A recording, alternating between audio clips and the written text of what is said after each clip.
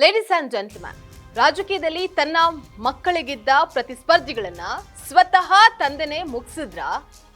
ಹಾಗಾದ್ರೆ ಈ ತಂದೆ ಮಕ್ಕಳು ಯಾರು? ಇವರ ಪ್ರತಿಸ್ಪರ್ಧಿಗಳು ಯಾರು? ಇವರು ಮಾಡಿದಂತಹ ರಾಜಕೀಯ ತಂತ್ರಗಳು ಏನು?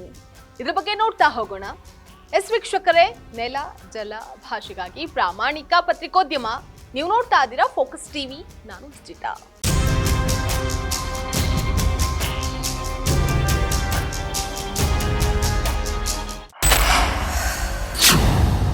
ತನ್ನ ಮಗನ ರಾಜಕೀಯ ಭವಿಷ್ಯಕ್ಕಾಗಿ ಉಳಿದಂತಹ ನಾಯಕರ ರಾಜಕೀಯ ಜೀವನದ ಜೊತೆಗೆ ಚಲ್ಲಾಟ ಆಡಿದಂತಹ ಈ ಮಹಾ ನಾಯಕ ಬೇರೆ ಯಾರೂ ಅಲ್ಲ, ಅವರೇ BS ಯಡಿಯೂರಪ್ಪ.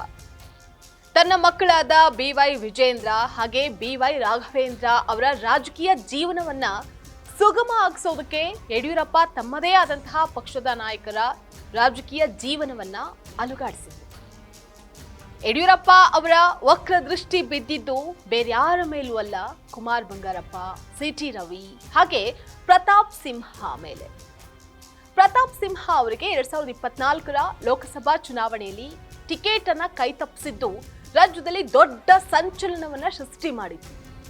ಆದ್ರೆ ಇದಕ್ಕೆ ಅಸಲಿ ಕಾರಣ ಬೇರೆಯದ್ದೇ ಇತ್ತು. ಮೈಸೂರು ಭಾಗದಲ್ಲಿ ವಿಜೇಂದ್ರ ಅವರ ಹಿಡಿತವನ್ನ ಸಾಧಿಸೋದಕ್ಕೆ ಅಡ್ಡಿ ಆಗಬಹುದು ಅನ್ನುವಂತಹ ಕಾರಣಕ್ಕೆ ಯಡಿಯೂರಪ್ಪ ಮತ್ತು ವಿಜೇಂದ್ರ ಅವರು ಹೈಕಮಾಂಡ್ ಮೇಲೆ ಒತ್ತಡ ಹೇರಿ ಪ್ರತಾಪ್ ಸಿಂಹ ಅವರಿಗೆ ಟಿಕೆಟ್ ಅನ್ನ ಕೈ ತಪ್ಪಿಸಿದ್ರು ಅನ್ನುವಂತಹ ಗುಮಾನಿ ಇದೆ.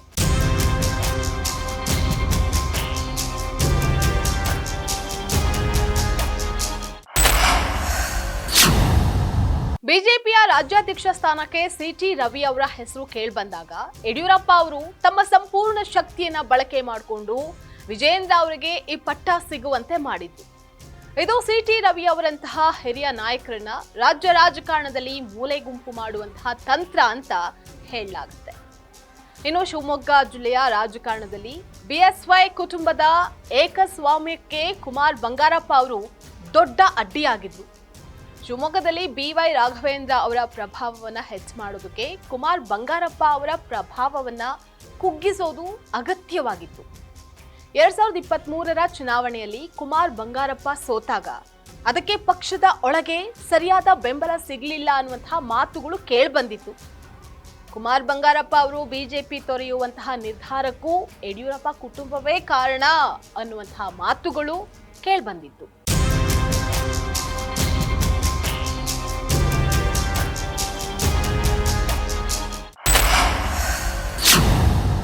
ಯಡಿಯೂರಪ್ಪ ಅವರು ತನ್ನ ಮಕ್ಕಳ ರಾಜಕೀಯ ಜೀವನವನ್ನ ಭದ್ರಪಡಿಸೋದಕ್ಕೆ ಇನ್ನು ಅನೇಕ ಪ್ರಯತ್ನಗಳನ್ನ ಪಟ್ಟಿದ್ರು.